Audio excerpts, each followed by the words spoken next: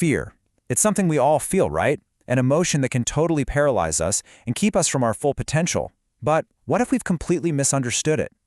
In this explainer, we're going to break down the architecture of fear and, more importantly, reveal a powerful tool to help you dismantle it. Let's dive in. I want you to really think about this for a second. What if the things that cause you the most stress, the most anxiety, what if they aren't based on what's happening right now at all, but on something else entirely? So here's the core idea. Fear isn't a reaction to the present moment. Nope, it's actually a mental process. We take a memory of some old pain, some trauma or loss, and we project it forward. We literally create a movie in our minds of a negative future that hasn't happened and might never happen. This quote just nails it, doesn't it? If fear is a prison we build ourselves, well, that means we also hold the key. The trick is, we just have to understand how we built the walls in the first place. Okay, so let's get into the mechanics of this. How exactly does our mind construct this prison of fear, a lot of the time without us even realizing what's happening? Just look at the contract here. On the left, you've got the present moment, what is actually going on. It's neutral. On the right, you see what fear does. It creates this holographic projection of a bad future. And your subconscious mind, it sees this projection and reacts as if it's totally real, triggering that physical fight or flight response to something that only exists in your head.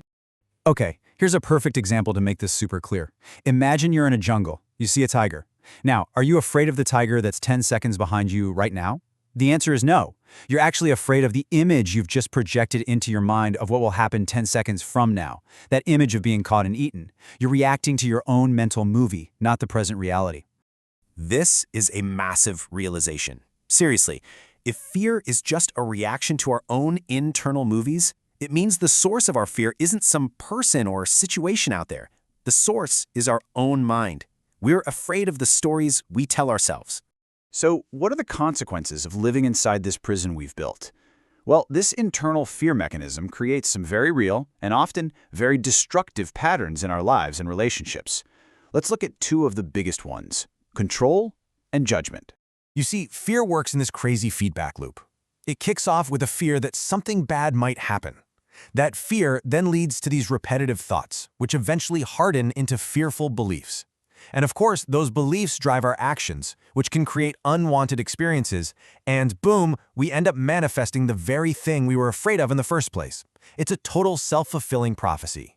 And this leads us straight into what's called the control cycle. It makes perfect sense, right?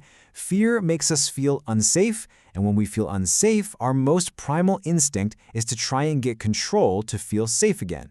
This is exactly why fear so often shows up as a need to control other people or situations or even our own emotions.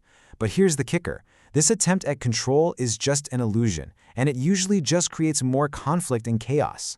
Now, hey, this isn't just an individual problem. These personal fear patterns, they scale up. They create massive dysfunction in entire organizations.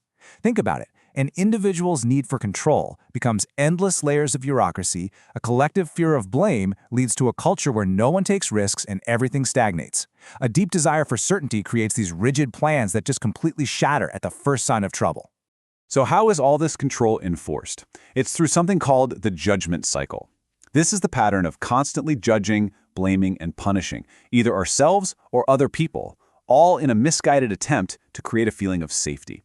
It's basically your inner critic and your outer critic running wild, all fueled by fear. Okay, so we've mapped out the prison. We see the walls, the bars, the whole setup. Now, how in the world do we get out? This brings us to the good part, a surprisingly simple, yet incredibly profound technique for dismantling fear right at its root. The whole principle here is pretty straightforward. You just can't run from a prison you've built inside your own mind. In fact, all that avoidance, denial, and suppression, that's what keeps the fear stuck in place. The only way out is to turn around and face it head-on. And here's the technique itself. It's called the I am my fear method. First, you identify a specific fear. Let's say fear of public speaking. Next, you locate where you feel that in your body. That knot in your stomach. Then you literally state out loud, I am my fear of public speaking. You repeat it, not as some negative affirmation, but as an act of total ownership, until you feel that emotional charge just dissolve. So why does this actually work? Well, it's incredibly powerful because saying, I am my fear, short-circuits that whole projection process we talked about. You stop treating the fear like it's something out there that's happening to you. Instead, you're acknowledging it as a creation of your own internal system. And in that one moment of total ownership, the illusion shatters. The energy can finally be released. You know, mastering our own fear isn't just about finding personal peace. It actually has profound implications for the challenges we face as a society and really as a whole planet. Think about it. As a society, when we operate from a place of fear, one that's just full of doubt and distrust and skepticism, we become completely paralyzed. We find ourselves unable to take the kind of collective action needed to solve our biggest problems. It's only by moving beyond that collective fear that we can actually move into effective action together. And when we don't address it, our collective fear becomes the invisible architect of our entire world. It drives this relentless cycle of technological complexity in a desperate search for control. It encodes our biases right into the AI systems that are starting to shape our lives. And maybe most dangerously, it erodes the trust and cooperation that are absolutely essential for us to build any kind of sustainable future. So the greatest danger really isn't fear itself, it's unacknowledged fear. When it's just operating in the background, subconsciously shaping our most critical systems, it drives us toward outcomes that, honestly, none of us consciously want.